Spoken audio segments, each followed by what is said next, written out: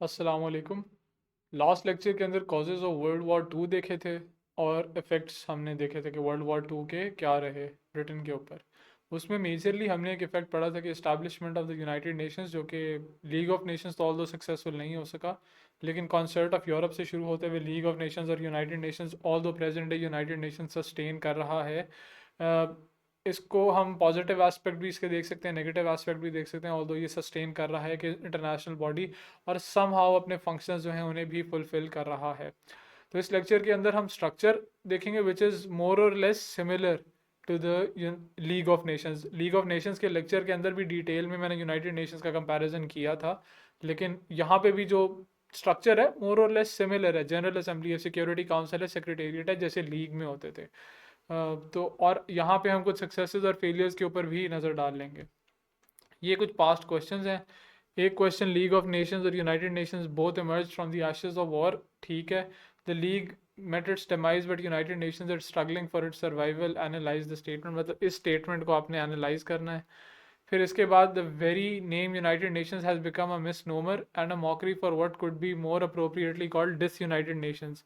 ये basically criticism है United Nations के ऊपर के वो जो चार्टर में अपने जो बातें करता है ह्यूमन राइट्स या यूनिवर्सल ह्यूमन राइट्स की, या फिर डेमोक्रेसी, इंक्लूसिवनेस, या फिर टेररिज्म इवन, उस पर जो उसका स्टांस है, जब वो इम्प्लीमेंट करने की बात आती है तो वो बस एक टूल ऑफ वेस्टर्न इंपीरियलिज्म बन के रह जाता है। वो ईस्टर्न नेशंस की उस तरह से रिप्रेजेंटेशन उसमें जो है वो शामिल नहीं होती।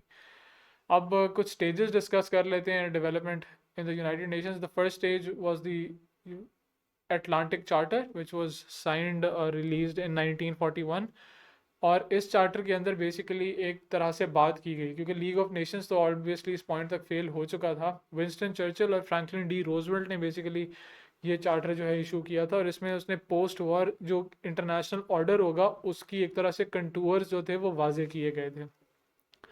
उसमें कुछ पहला था कि पोस्ट वॉर इंटरनेशनल कोऑपरेशन के लिए एक फोरम होना चाहिए। सेकेंडली, रिनाउंसिएशन ऑफ टेरर, मतलब पॉलिटिकल इंपीरियलिज्म जो है उसको एक तरह से रिनाउंस किया गया, कंडेम किया गया। थर्डली, सेल्फ डिटर्मिनेशन और सॉवरेनिटी की बात की गई नेशंस के ऊपर एटलांटिक चार्टर के अंदर। और फोर्थली कि a desire for a future international organisation to maintain peace and security. अब तक इस पॉइंट तक कोई यूएन का नाम नहीं था, लेकिन इन तमाम पॉइंट्स को अगर हम देखें तो वो यूएन की तरफ हमें जाता हुआ नज़र आ रहे हैं। इसके बाद फिर मॉस्को डिक्लेरेशन 1943 में।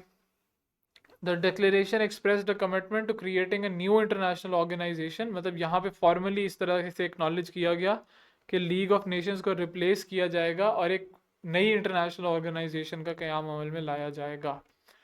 फिर याल्टा कॉन्फ्रेंस हुई 1945 में, इन विच एक तरह से फॉर्मली शेप दी गई यूनाइटेड नेशंस को।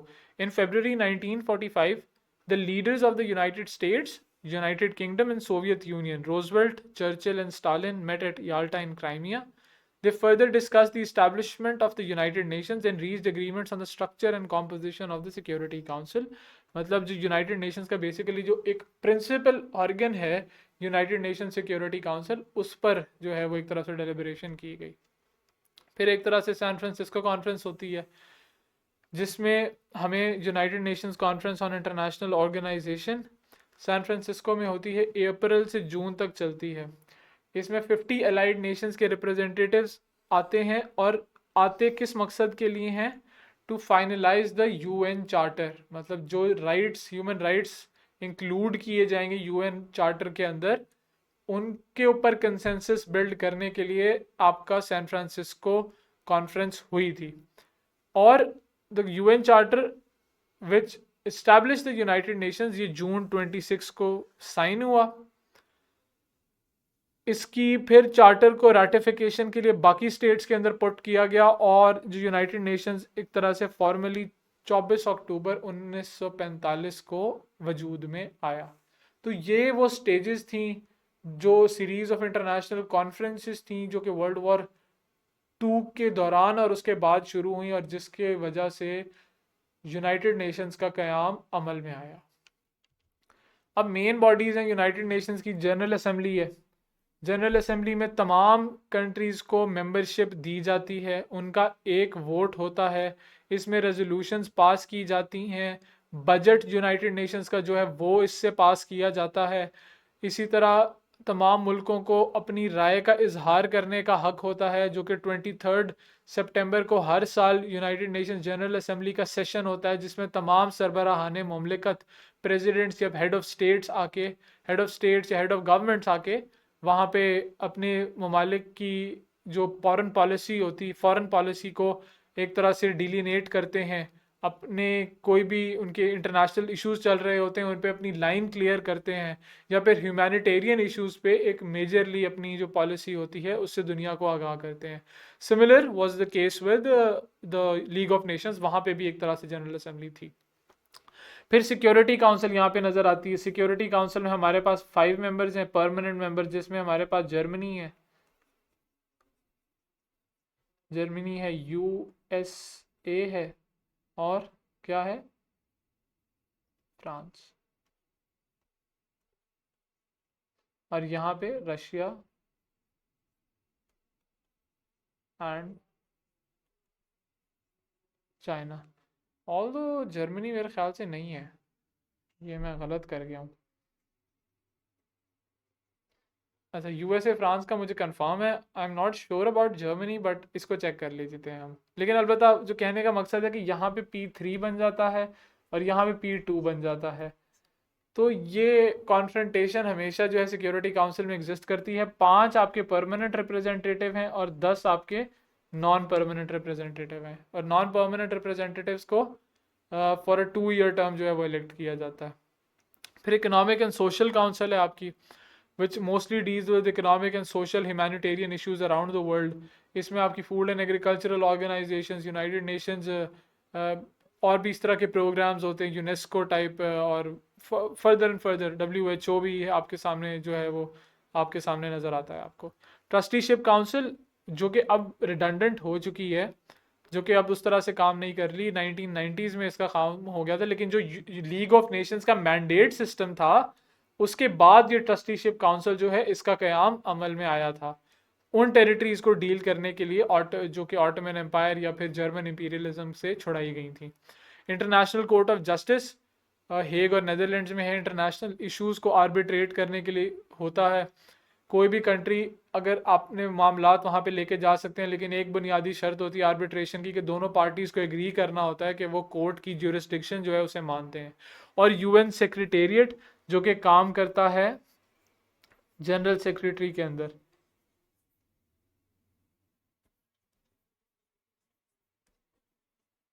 जनरल सेक्रेटरी को जनरल असेंबली इलेक्ट करती है। और UN सेक्रेटेरिएट एक तरह से सिविल आर्म होता है, सिविल सर्विस जितनी भी होती है यूनाइटेड नेशंस की, वो जनरल सेक्रेटरी के अंडर एक तरह से काम करती है। अब हम कुछ फेलियर्स देख लेते हैं यूनाइटेड नेशंस के। देख, failure in implementation of the United nation security council resolution, example Kashmir और पैलेस्टाइन डिस्प्यूट के अंदर। कश्मीर और पैलेस्टाइन डिस्प्यूट के अंदर बाकायदा सिक्योरिटी काउंसिल ने अपनी रेजोल्यूशंस पास की गई हैं। फॉर इंस्टेंस कश्मीर पे रेजोल्यूशन पास हुई हुई है कि प्लेबिसाइट होना चाहिए। पैलेस्टाइन पे जो है पास रेजोल्यूशन हो चुकी है कि 2 सेपरेट स्टेट्स का क़याम अमल में आना चाहिए, इसराइल और पैलेस्टीनियन स्टेट। लेकिन इन रेजोल्यूशंस की इम्प्लीमेंटेशन जो है वो हमें होती हुई नज़र नहीं आती, ऑल दो ये सिक्योरिटी काउंसिल की रेजोल्यूशंस हैं। हमें टूल एक तरह से वेस्टर्न इंपीरियलिज्म का नज़र आता है इसमें। अगर हम कश्मीर और पैलेस्टाइन का कॉज ही देखें कि जब भी सिक्योरिटी काउंसिल में ये इश्यूज रेज किए गए हैं, तो जो P3 रियासतें हमने बात की हैं, ऑल रशिया ने भी काफ़ी हद तक की हैं, लेकिन जो वेस्टर्न रियासतें भी हैं उन्होंने अगर उनके एलाइज के जो इंटरेस्ट इस पे ऑपोजिट डायरेक्शन में होते हैं तो वो उन रेजोल्यूशंस को वीटो कर देते हैं। तो इसके बाद हम देखते हैं कि inability to prevent genocide in Rwanda and Bosnia. Bosnia में जो चेचन मुस्लिम्स थे उनका जेनोसाइड हुआ 1990s में। रवांडा के अंदर हुत्सु और तुत्सी, ये 2 माइनॉरिटीज़ एग्जिस्ट करती हैं। तुत्सु जो एथनिक माइनॉरिटी मेजॉरिटी में थे, और हुसी इन्हें या फिर हुत्सी कहते हैं, I am not sure, but spelling में अलबत्ता प्रोनाउंसिएशन यही है, हुत्सी ही है। तो इन दोनों एथनिक माइनॉरिटीज़ के दरमियान कॉन्फ्लिक्ट बहुत ज़्यादा एक जेनोसाइड की फॉर्म इख्तियार कर गया 1990s के अंदर, जिसमें तुत्सी जो मेजॉरिटी थी उसने बहुत ज़्यादा पॉपुलेशन को मारा। एक्सटर्मिनेट किया, जेनोसाइड एक तरह से किया पॉपुलेशन का। लेकिन इस पॉइंट पे भी यूनाइटेड नेशंस ने जो है इंटरवीन नहीं किया। बॉस्नियन मैसेकर जो है, जहाँ पे चेचन मुस्लिम्स को एक तरह से मारा गया बॉस्निया के अंदर, वहाँ पे भी जो है यूएन ने जाके एक तरह से इंटरवीन उस पॉइंट के अंदर नहीं किया। और यहीं से जो है आपका R2P की जो है वो रिस्पॉन्सिबिलिटी टू प्रोटेक्ट, इंटरनेशनल कॉवेनेंट्स के अंदर या इंटरनेशनल चार्टर्स के अंदर रिस्पॉन्सिबिलिटी टू प्रोटेक्ट, इसका आगाज भी हमें नजर इसमें आता है।